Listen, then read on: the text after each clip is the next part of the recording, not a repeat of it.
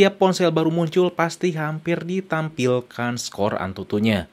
Gak dikit juga orang yang pakai aplikasi ini sebelum dan sesudah beli ponsel. Dan gak dikit juga orang yang nanya-nanya kenapa nilai Antutunya tuh kecil, gak sama kayak orang lain. Ya pokoknya protes lah masalah Antutu ini. Jujur saya agak kesal dan kurang suka ke orang yang terlalu mempermasalahkan skor Antutu ini. Dan ini dia alasannya.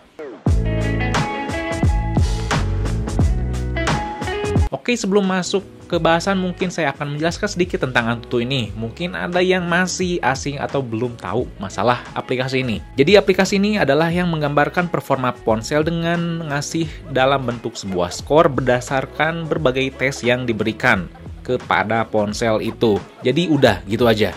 Dan yang harus kalian ketahui dari aplikasi ini adalah nggak konsisten.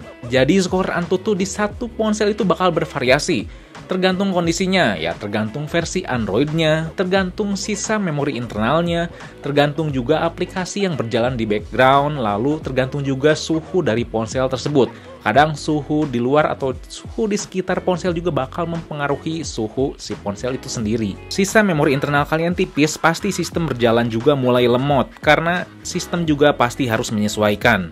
Satu ponsel Android, jika misalkan versi Android-nya tuh berbeda juga pasti performanya berbeda. Apalagi misalkan kalau bahas masalah suhu. Kalau misalkan suhu tinggi, pasti performa juga akan menyesuaikan, akan turun. Karena kalau misalkan suhu tinggi tapi performa tetap ditinggikan, pasti ponsel itu tuh bakal rusak. Mau mesin apapun, mau ponsel, tablet, laptop, PS, atau misalkan tubuh kita sendiri juga kalau misalkan panas, pasti performa juga gak bisa dipaksakan tinggi terus, gak bisa dipaksakan stabil terus, pasti harus menyesuaikan. Jadi itu kenapa pasti kalau misalkan kalian punya Samsung A71 atau Pocophone X2 atau apapun itu, terus kalian misalkan lihat di, kok di iklan skornya segini, tapi kok saya kecil ya? Itu pasti wajar, pasti karena kondisi yang dia uji dan kita uji itu pasti beda gitu. Jadi jangan terlalu ribet lah. Yang kedua adalah gak bisa mewakili performa ponsel itu bagus.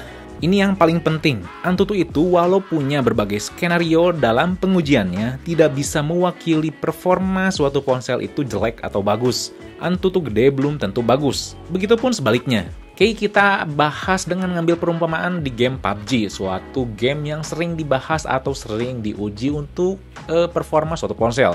Jadi banyak kan game PUBG dan settingan juga macam-macam gitu sih grafisnya. Nah, kita ambil ponsel satu brand, yaitu adalah Samsung Galaxy A51 dan A71 yang baru keluar. Jadi kalau misalkan kalian juga tahu, pasti Samsung Galaxy A51 itu ada pilihan Extreme Smooth.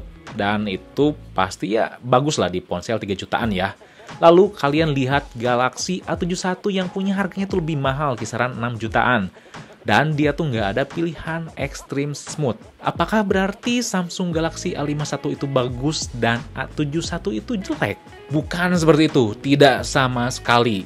Game PUBG nggak bisa dijadiin suatu patokan itu tuh jelek atau bagus. Nah, lalu kenapa sih Samsung Galaxy A51 tuh ada pilihan Extreme Smooth?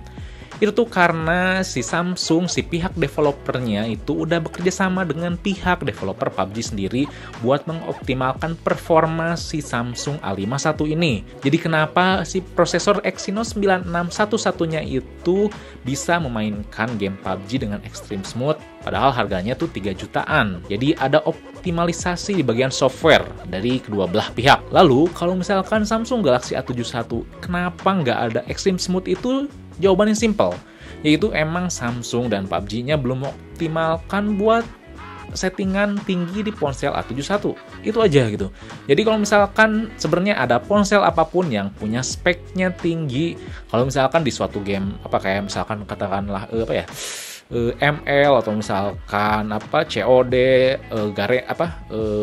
AoV, pokoknya game apapun itu kalau misalkan nggak ada settingan tertingginya, padahal ponselnya tuh speknya bagus secara teori dan secara kertas, kalian tinggal tunggu update softwarenya aja, pasti harusnya nanti ada settingan lebih tingginya gitu. Jadi kalau misalkan ada ponsel baru, jangan langsung mengejudge itu tuh jelek gitu, padahal harganya mahal gitu. Kalian harus sabar dulu, tunggu dulu feedback dari kalian gimana, nanti Samsung dan pihak developernya memperbaiki gitu. Nah, jadi Antutu juga sama. Kalau misalkan nilai Antutunya tuh besar, bisa ada dua kemungkinan. Yang pertama, emang performanya bagus. Yang kedua itu, emang si HP atau ponselnya itu udah dioptimalkan untuk pengujian di Antutu.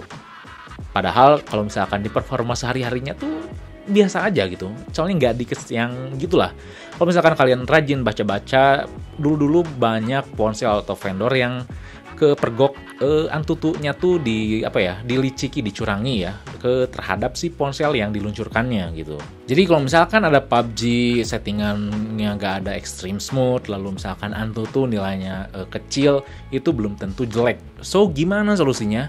Dengan saya mengatakan atau membahas seperti ini itu bukan melarang kalian untuk tidak menggunakan Antutu atau aplikasi sejenisnya, tapi hanya cukup menjadikan salah satu aja referensi. Jangan dijadikan referensi utama kalau misalkan Antutu atau misalkan Geekbench atau misalkan hal apapun itu langsung kalian ngejudge, wah ini bagus, wah ini jelek. Jangan seperti itu gitu. Solusinya adalah kalau misalkan kalian pengen dapet ponsel sesuai ekspektasi kalian adalah kalian belajar atau memahami dari ponsel yang akan kalian beli atau yang kalian udah miliki. Harus mempelajarinya satu persatu, yaitu tiap komponen dari ponsel tersebut. Salah satunya yang terpenting adalah prosesor. Misalkan prosesor itu 730G, G90T MediaTek, atau misalkan Kirin 990, kalian pelajari satu persatu kelebihannya tuh apa, fiturnya tuh apa, dan perkembangan dibandingkan seri sebelumnya tuh gimana. Lalu misalkan bicara masalah RAM juga gak cuman sekedar 12GB, gak cuma nominal aja. Kalian lihat si tipe RAM-nya tuh DDR berapa gitu, sama kayak laptop, sama kayak PC gitu, kalian tuh pahami. Lalu si memori internalnya juga itu mempengaruhi dari performa, gimana jenisnya, apakah eMMC yang jadul, apakah udah UFS, atau UFS-nya juga udah tipe berapa, apakah 2.1 atau 3.0 atau malahan 3.1 yang baru. Terus yang gak kalah pentingnya juga adalah masalah Android-nya. Android-nya lihat versinya berapa dan customisasinya gimana gitu. Misalkan kalian mau beli Xiaomi, MUI-nya tuh gimana sekarang perkembangannya. Terus misalkan pakai Samsung One UI-nya tuh gimana. Jadi kalian tuh bahas satu persatu ditelaah gitu satu persatu. Nanti kalian bakal kegambar gimana seharusnya si performanya. Software-nya gimana, plus minusnya gimana, fiturnya apa aja kalian butuh atau enggak. Kalau misalkan kalian lihat ponsel speknya bagus tapi ternyata software-nya buluk gitu, kalian jangan maksain beli gitu. Dan kalau misalkan kalian masih bingung, kalian juga masih bisa menonton review di YouTube atau review di berbagai artikel. Tapi tentunya kalau misalkan kalian pengen nonton di YouTube atau misalkan media lainnya, kalian jangan nonton doang tanpa tahu seluk-beluknya gitu. So, jadi itu dia kenapa saya nggak terlalu percaya aplikasi Antutu atau sejenisnya.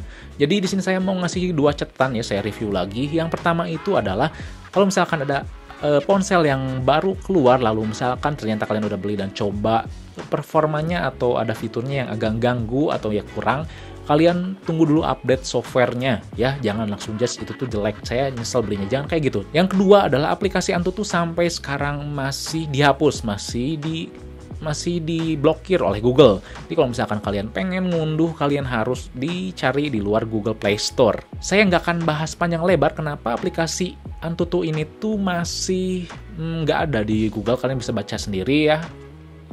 Nanti videonya makin panjang. Yang pasti kalau misalkan kalian install Antutu ya boleh, kata saya tadi, jangan terlalu percaya. Cuman saran saya kalau misalkan kalian udah install Antutu dan pakai, mending kalian hapus. Jangan disimpan gitu aja. Oke, kalau misalkan emang mau dipakai lagi, install lagi aja. Kalau misalkan udah gak kepake, mending hapus, jangan di-keep. Itu aja sih saran dari saya. So, itu dia obrolan fixing kali ini. Kalau misalkan ada pertanyaan hal apapun itu, kalian bisa tulis komen di bawah. Dan jangan lupa juga buat share, like, subscribe fixing biar gak ketinggalan video berikutnya. Oke, di sini Fadil, peace out.